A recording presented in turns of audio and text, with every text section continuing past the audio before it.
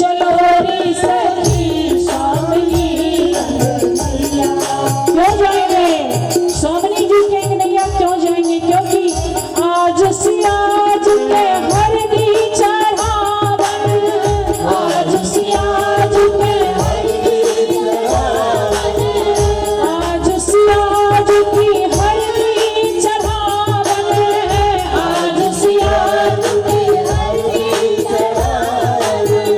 घर घर बाजे सहनैया चलो रे सखी, घर घर बाजे सहनैया चलो रे सखी स्वामिनी अंगनैया, चलो रे सखी स्वामिनी अंगनैया, चलो रे सखी लाडली अंगनैया, चलो रे सखी लाडली अंगनैया।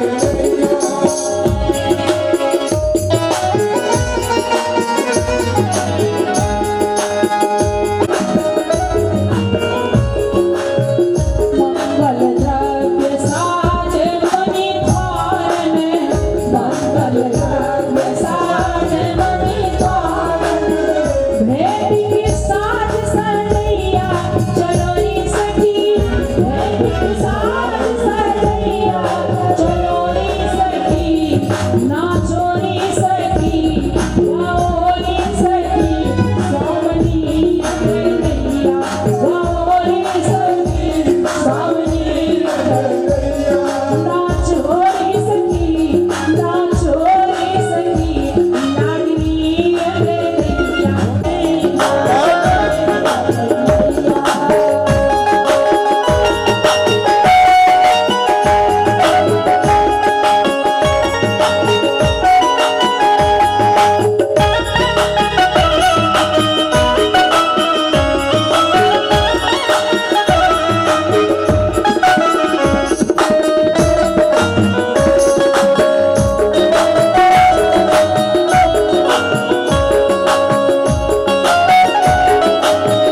पहुंची अली सिया प्यारी आंगन, पहुंची अली सिया प्यारी आंगन, पहुंची अली सिया प्यारी आंगन, पहुंची अली सिया प्यारी आंगन।